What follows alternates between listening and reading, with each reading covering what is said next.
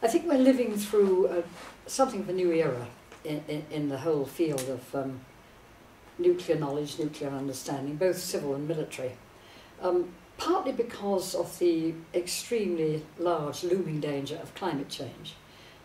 More and more people are concentrating on the question of how one can get energy which is carbon neutral, or at the very least doesn't throw large emissions of carbon-related material into the air.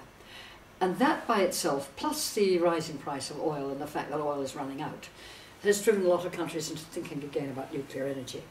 Now, a lot of these countries have very little knowledge of nuclear energy. They don't have any, as it were, reserve of awareness of it, and therefore often they aren't fully aware of just how dangerous it can be, and how easily civil nuclear energy can be converted into military nuclear energy, from electricity into weapons, without a very powerful international structure to stop that happening.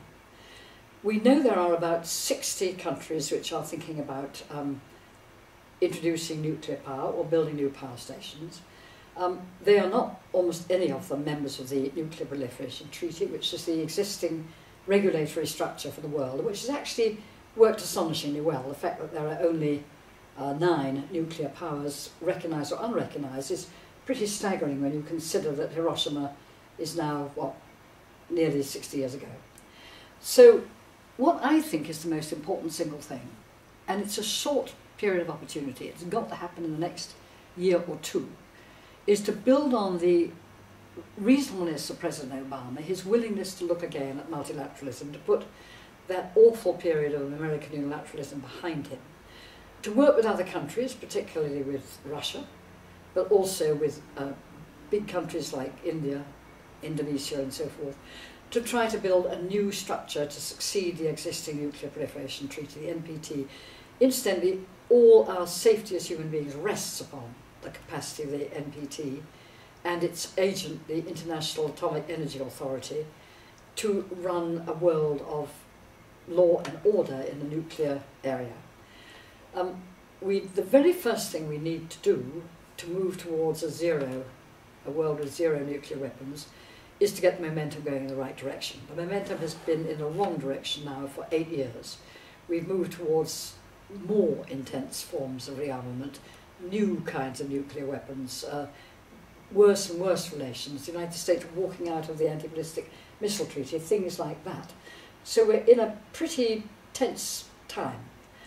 On the other hand, President Obama and his team are quite clear that what they want to do is to try to produce less tension with Russia, to try to create a new treaty structure in which we see a serious reduction in nuclear arsenals, an attempt to get nuclear weapons off alert status, which far too many are still on, and above all, and most importantly, an attempt to try to create a controlled fuel cycle. What does that mean? That means international control of the sources of nuclear energy, of uranium and of plutonium, the two main sources, both of which can be used to make weapons. It means, secondly, that we need an attempt to deal with the waste from nuclear weapons so that they don't become the source of yet more nuclear weapons in the future. And above all, we need to get above that a strengthened International Atomic Energy Authority which can inspect and watch and monitor everything that's going on.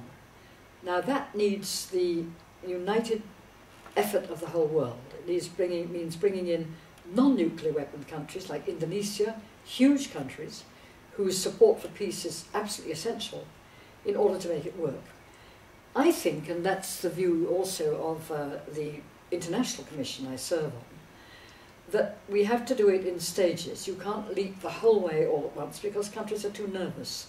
They look at their traditional enemy and they say, will thy traditional enemy show the restraint that is necessary if I get rid of my nuclear weapons? So you move to a first stage, what we sometimes call the ground camp, the base camp.